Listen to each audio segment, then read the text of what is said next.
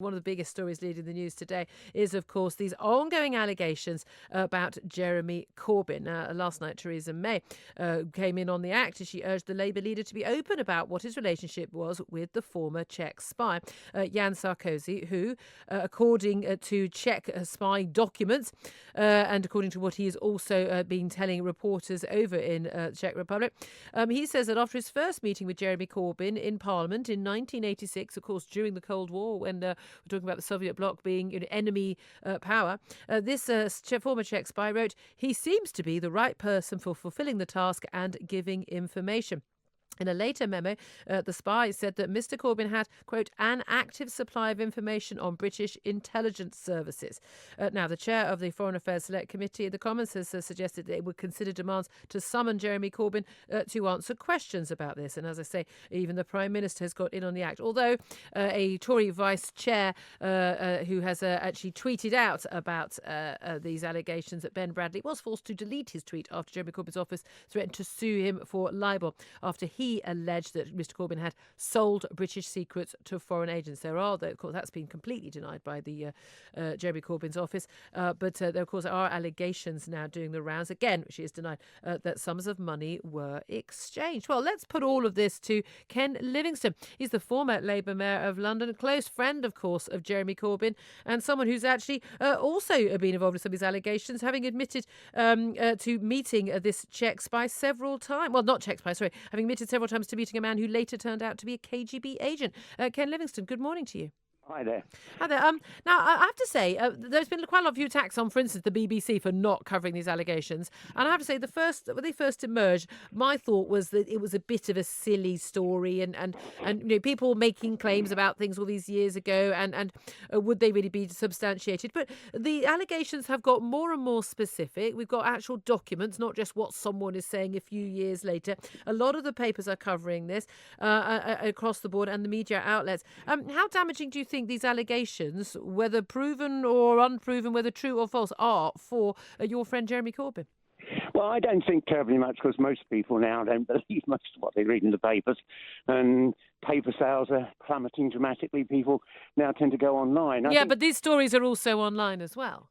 Yeah, but also it only takes a few minutes to check that it isn't true, because you've got this former Czech spy saying that he was paying between £1,000 and £10,000 to between 10 and 15 Labour MPs.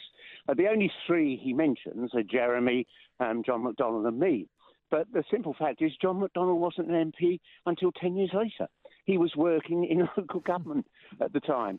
So this man claiming he was meeting Jeremy and John and myself, he may very well have met me. I can't remember it. Jeremy seems to recall him coming up and chatting to him once or twice. But basically, why would you want to talk to an opposition backbench MP? What information do we have? Well, that was my first thought, was that actually, if he was apparently providing British secrets, I can't imagine who was giving Jeremy Corbyn those British secrets. Yeah, you may find this amazing, but Mrs. Thatcher wasn't allowing me and Jeremy to go through the files of Downing Street or the Ministry of Defence. All that you know as a backbench MP is what you see in the media. Once you're a government minister, then you've got access to stuff. And so, Jeremy could give you an opinion on virtually everything, like I can. But this Czech spy, he was most likely sending stuff back, making his work look more important. Is that what it is? This is a spy bigging up who he was taking out for lunch or having meetings with to make himself look well connected and important. And you're saying there's no truth in any of these allegations, as far as you're aware? No, I can remember a Pravda journalist coming up to me just the day after I was elected to Labour's NEC, so it's at the Labour Party conference. He did an interview, and I automatically assumed he's most likely KGB as well as being a journalist. But it was only when Thatcher expelled him 3 years later that that was confirmed. And in all that time, he only ever asked me to do something once, and that was he urged me to denounce the fundamentalist Muslim terrorists in Afghanistan. I refused to do it because I wasn't going to do anything that a foreign journalist were going to ask me to do, but I rather regret that now. I should have got stuck in earlier. Well, Jeremy Corbyn's spokesman has said the claim that he was an agent, asset or informer for any intelligence agency is entirely false and a ridiculous smear. Like other MPs, Jeremy has met diplomats from many countries. In the 1980s, he met a Czech diplomat. Jeremy neither had nor offered any privileged information to this or any other diplomat.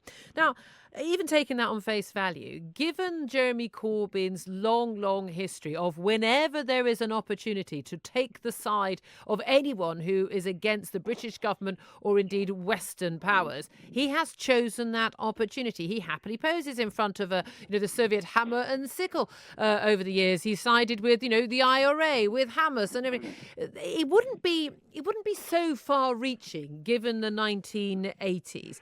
That Jeremy Corbyn, an extreme left-wing activist and MP, that he would be supportive and be sympathetic to a Soviet government. I mean, the Czech representative of a Czech government, obviously under the control of the Soviets at the time. It's not beyond the realms of reality, is it?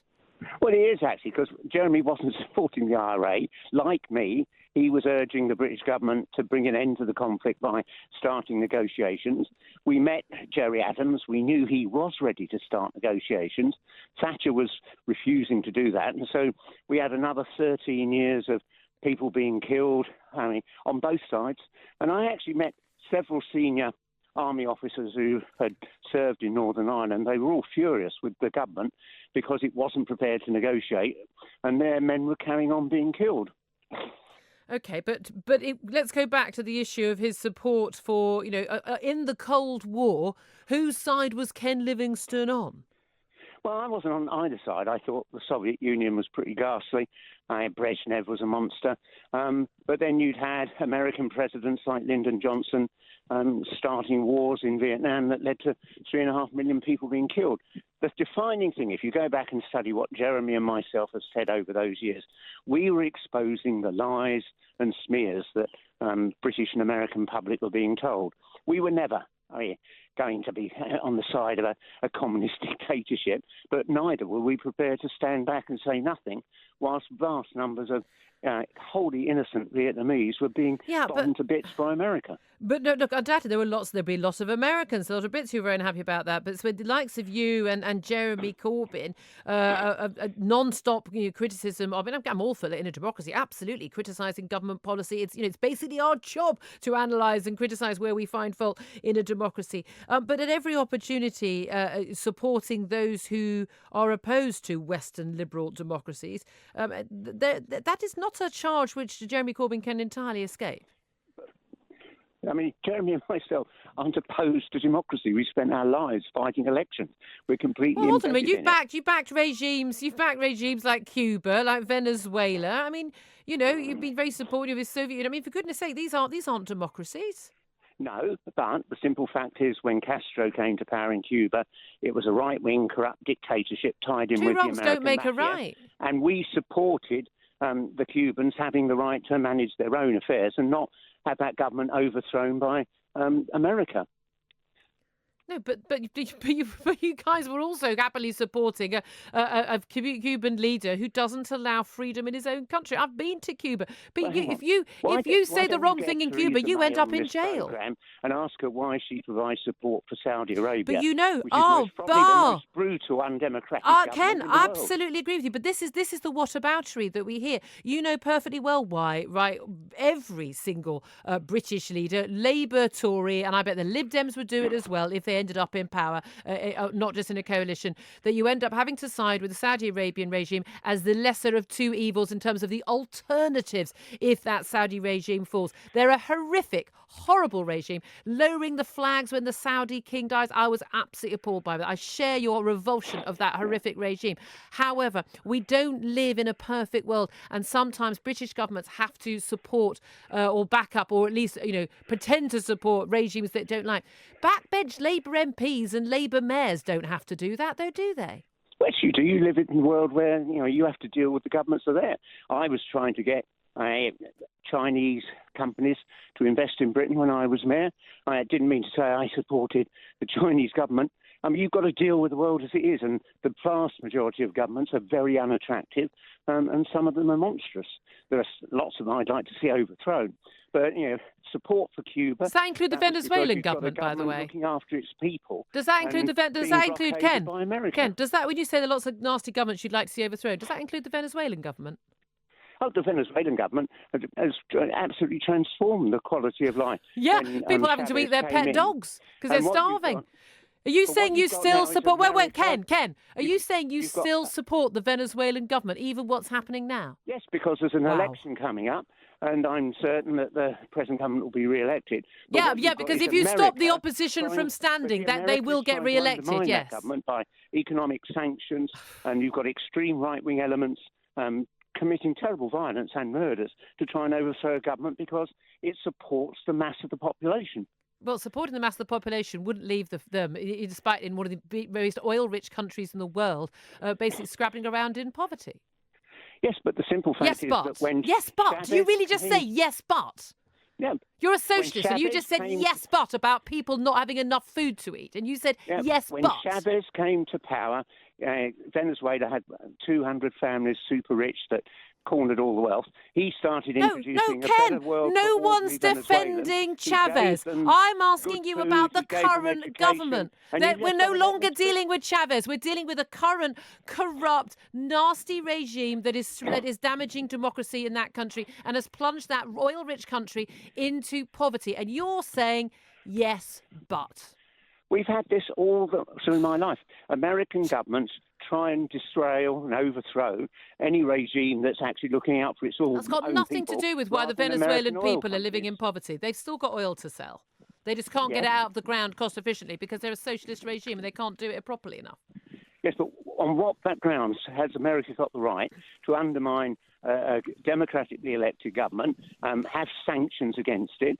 And I'm sure in 30 years' time, when all these documents come out, we'll find that the CIA has been actively involved in trying to overthrow And on what grounds do you, supposedly a Democrat, supporting the leader of the Labour Party right now, on what basis do you have to support a government, which no doubt he still supports as well, which has basically trampled on the opposition's right to stand in elections in a democracy? I don't know how you look yourself in the mirror in the morning, Ken. I really don't.